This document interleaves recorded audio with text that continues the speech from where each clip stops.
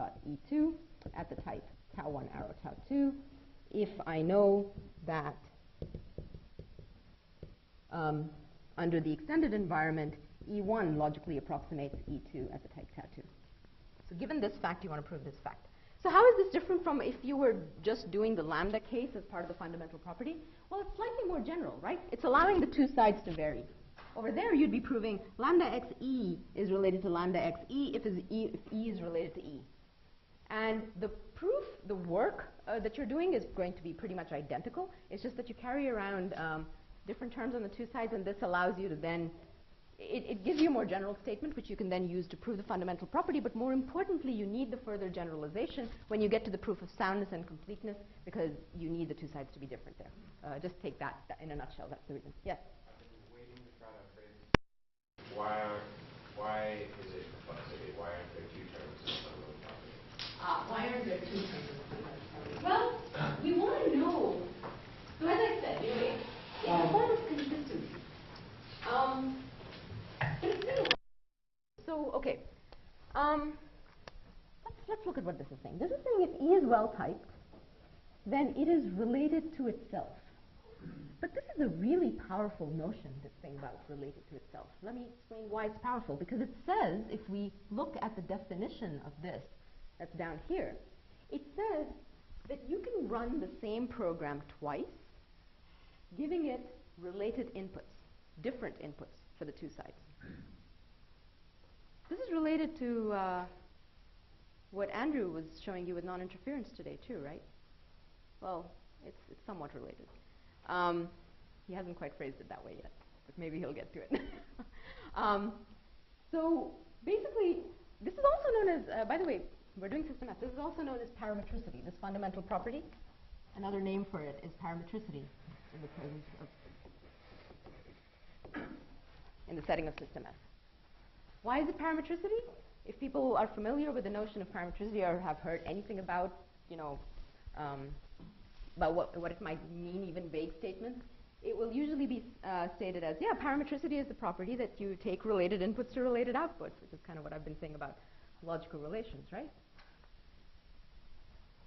So it looks like it's not that general, in a sense, because you have the same thing on both sides, but it's capturing something about having one well-typed program that when you give it related inputs, it will always give you related outputs. And it is parametric with respect to whatever relations you pick in the middle there for your relating values of those two types, tau1, tau2, etc.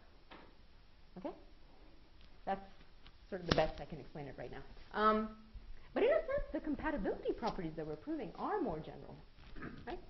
There are two different things on the two sides here. And that less general statement just follows from these. And I won't write more, but basically there's a whole set of compatibility lemmas, one for each thing rule, essentially. Okay, so once you've proved those, you want to prove this. You prove this by induction on this, and now every case just immediately falls out from the corresponding compatibility lemma. So it's trivial once you've proved the compatibility lemma. And then you go and prove soundness. How much time do I have? I'm going to go for a bit. Okay, so you prove soundness. In order to prove soundness, you need one little bit of extra machinery. You essentially define this notion of a context being related to itself, or when are two contexts logically related. So we simply say that a context C1 is logically related or logically approximates the context C2. Oh, I shouldn't be writing it that way. C1, C2 has type, the whole is delta gamma tau. Type the result is delta prime, gamma prime, tau prime. So this context, both of these contexts are well typed. They have the same type, same whole type and same result type. And these are logically related if for all E1, E2, such that E1 and E2 are logically related at the appropriate whole type.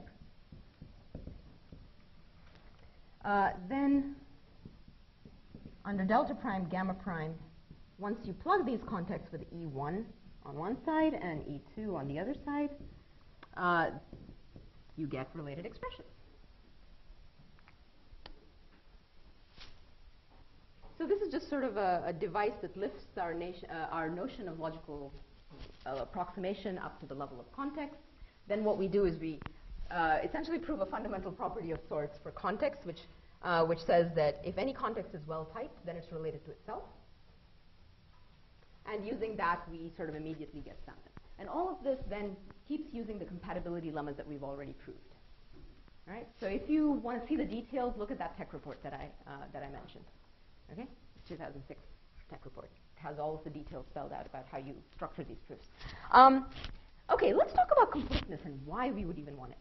Okay, why would we want completeness? I think I said something about this yesterday. Why do you think you might want a theorem like completeness of the logical relation to hold?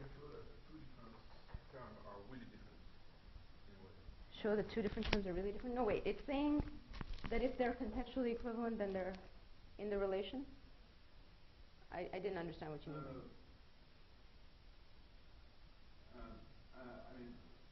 I mean, it's trying to... We will have a kind of way to see whether a pair of terms belongs to states. Yes. Okay. And then we'll have a way to decide whether two terms are right. Okay. Yes. not really decided. Not really decided, though, right? Because it's not a decidable proof separate proof method. Okay. So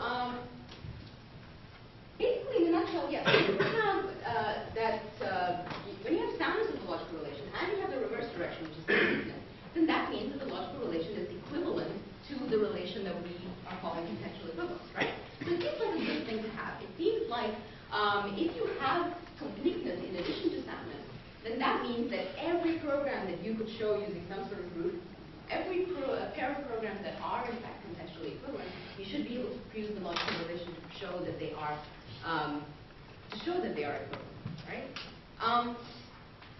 That's not exactly what it comes out to in the literature. So if you go and read papers in the literature, you will often see a statement of soundness and completeness for the proof method. By the way, proof methods, there are two main proof methods for proving contextual equivalence. Logical relation is what we've been talking about. The other one is bicumulation. I don't know how to mention bicumulation, but I shouldn't have. But in all these papers, you see that the logical relation or the bisimulation is sound with respect to contextual equivalence, which is really critical. Otherwise, you can't really use that and say that that implies contextual equivalence.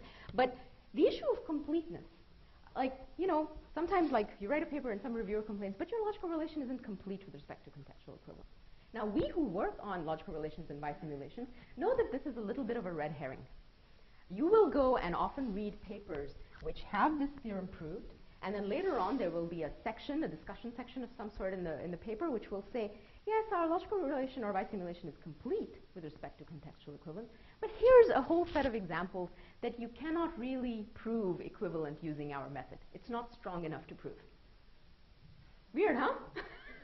How'd that happen?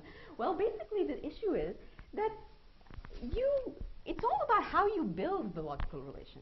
The way we have built this logical relation, I claim, is it's completely straightforward to turn the crank and prove things equivalent. We have not done anything weird to sort of make it complete. And by weird, I mean there are these technical tricks out there. The most prominent one that you will hear about is biorthogonality or top-top closure, which is essentially a way of taking a restricted form of contextual equivalence and building it into the definition of your logical relation at the appropriate spots so that your logical relation essentially becomes complete and this theorem goes through. Now, but what that means is that since in certain spots you have built in contextual equivalence into your proof method, now when you go to use that proof method, for the simple proofs that you could do before, they're still fine. But for the proofs for which this logical relation didn't really give you a nice proof method before, it will now still not give you a nice proof method because it's essentially saying, hey, now you're on your own, go fall out to the definition of contextual equivalence and use that to prove it. So, it's not the goodness of a logical relation or bisimulation. You know, how many examples and classes of things, classes of programs that can show, it can be used to show equivalence, is something that we sort of you know, in the literature, there are papers which say, hey, we can handle this example. We can handle those examples that that guy couldn't handle. Oh, we can handle those examples that they couldn't handle. You know, it's just like a succession of papers building richer and richer proof methods, right? And especially when it comes to state, we are still sort of, in some sense, working on this. Okay, that's the thing to remember for completeness. And one other thing I'll mention, because you need to know it. You don't prove contextual equivalence implies logical relatedness directly. You go through another notion of equivalence called CIU equivalence. Okay, so if two things are contextually equivalent, you show that they are CIU equivalent, and then from there you show that they are logically related. CIU equivalence, all it does is, this definition talks about all contexts. This definition makes your life slightly easier by only talking about evaluation contexts, which are a subset of all general contexts. Okay? And then your life is a little bit easier and you can go there. And if you want to see the details of that spelled out, you can look at that tech report that I mentioned, or you can look at Andrew Pitts' chapter in ATAPL, because he also uses CIU equivalence, which is a notion due to Mason and Talcott back in 94 or 91. But anyway, the details of that are in Andy Pitts' chapter.